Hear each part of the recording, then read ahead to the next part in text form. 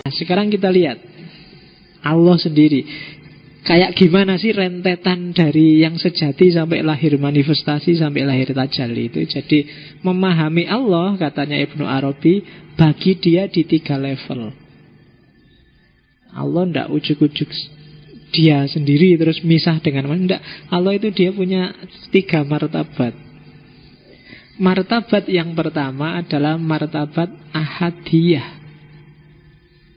Ahadiyah itu Allah apa adanya, yang laisa kamislihi syai'un.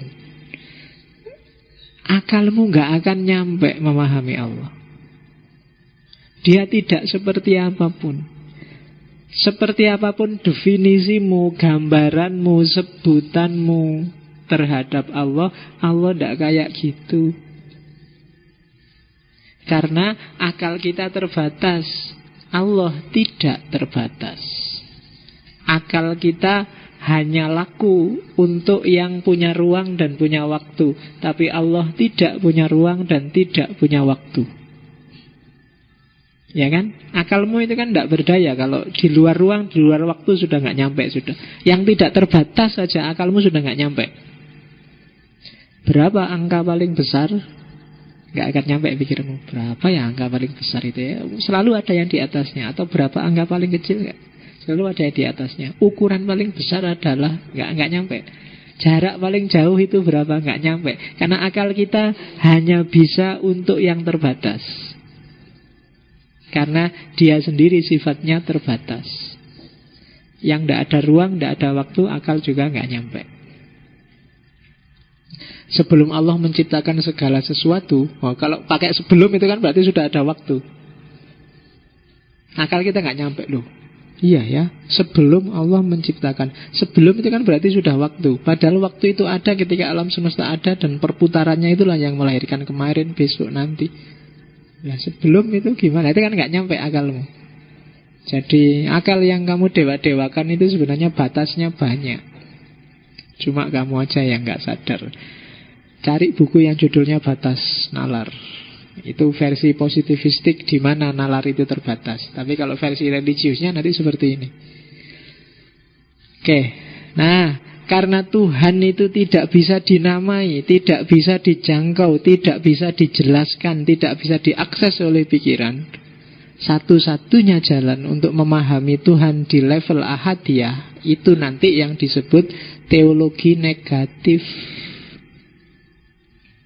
Selalu harus kamu negasikan apapun temuanmu, apapun pikiranmu, apapun definisimu, penjelasanmu tentang Tuhan.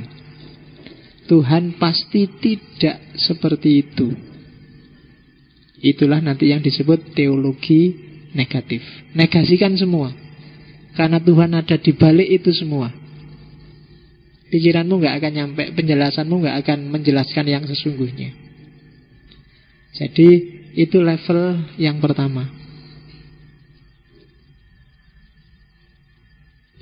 Ada level yang kedua, yaitu level wahidiyah.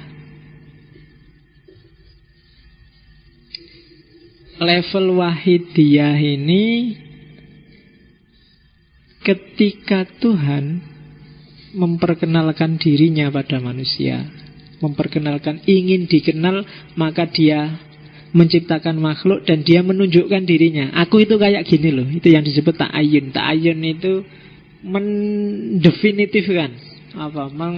Menunjukkan aku itu. Kamu kan gak nyampe kalau memahami aku. Tak jelasin aja, aku itu kayak gini loh. Nah, itu level wahidiyah. Level asma wa sifat.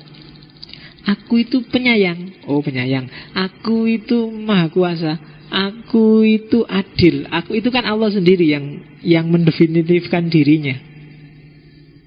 Nah, ini sudah level selanjutnya dari ahadiyah. Namanya wahidiyah. Asmaul Husna yang 99 itu level wahidiyah. Ini ya masih Allah, cuma Allah yang mendefinisikan dirinya sendiri. Ke level wahidiyah namanya. Apakah Allah itu penyayang seperti gambaranmu? Aslinya enggak. tapi dia penyayang. Buktinya apa? Dia menyayangi alam semesta. Dia adil kepada makhluknya. Maka ada yang bilang level wahidiyah itu adalah level perbuatannya Allah. Jadi ketika Allah melakukan sesuatu, dalam tanda petik ya melakukan itu, dari situlah lahir wahidiyah. Level yang kedua, Allah yang Maha Esa, Allah yang Maha Kuasa, Allah yang Maha Pengatur. Pokoknya semua Maha yang kamu atributkan pada Allah, itu Allah di level wahidiyah. Kalau bahasanya Asy'ariyah ya level sifat. Dan kalau Ibnu Arabi mirip Mu'tazilah, bagi Ibnu Arabi ya sifat sama zat itu jadi satu. Nggak ada kok pisah-pisah. Kalau Asy'ariyah ya sifat sama zat itu dua hal yang berbeda. Oke, itu level kedua. Jadi itu yang disebut emanasi paling suci, Faidul Aqdas.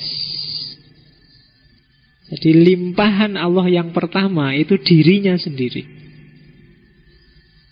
asma wa sifat. Baru yang ketiga namanya martabat level ketiga, tajalli syuhudi,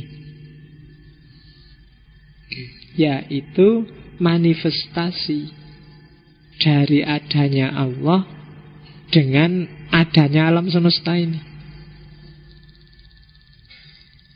Tadi kan dibilang kamu, alam semesta, gunung, laut, dan semuanya itu kan sebenarnya adalah tajallinya Allah. Cuma tajalli yang ketiga, tajalli level ketiga. Karena Allah itu Maha Pencipta, untuk jadi Maha Pencipta kan harus ada ciptaannya. Maka lahirlah tajalli ketiga, ciptaannya. Karena Allah itu penyayang, kan harus ada yang disayangi. Karena Allah itu adil, kan harus ada yang diadili. Karena Allah itu sabar, sabar kepada siapa? Harus ada yang disabari. Dari situlah lahir alam semesta. Level Allah yang ketiga, tajalli syuhudi. Syuhudi, kalau ini tajalli yang sudah tampak, yang bisa dilihat. Ya termasuk kamu, termasuk alam semesta yang bisa diakses oleh panca indramu, bahkan termasuk jin, setan, dan kawan-kawan. Baik kawan-kawanmu maupun kawan-kawannya setan. Ya, ternyata ketemunya sama. Loh, kok kawan-kawanku dan kawannya setan kok podo wae. Yaitu tajalli syuhudi. Jadi penampakannya Allah di level yang ketiga. Jadi tadi Allah itu tidak terjangkau oleh siapapun, tapi terus mendefinitifkan dirinya untuk bisa dikenali. Kuntu kanzan mahfiyan, aku adalah khazanah tersembunyi. Fa'ahbabtu an u'rofa, aku pingin dikenal. Fakholaktul holqa, maka aku ciptakan makhluk. Fabi arofuni, maka kemudian karena aku mereka bisa kenal aku sendiri. Jadi itu sebenarnya Allah sendiri yang ingin dikenal, dan dia mendefinitifkan dirinya, mendefinisikan dirinya di level kedua. Maka lahirlah nama Allah, lahirlah Ar-Rahman, lahirlah Ar-Rahim, lahirlah itu sebenarnya ya Allah sendiri. Cuma Allah yang bertajalli dalam asma dan sifatnya. Dan pada akhirnya tajalli limpahan yang kedua ini melahirkan limpahan yang ketiga, tajalli syuhudi. Ya gampangannya kayak tak jelasin tadi. Allah itu khalik, maka makhluknya apa kemudian? Allah itu penyayang, yang disayangi apa dan siapa? Allah itu maha bijaksana, bijaksana pada apa dan siapa? Maka otomatis lahir limpahan yang ketiga, tajalli syuhudi.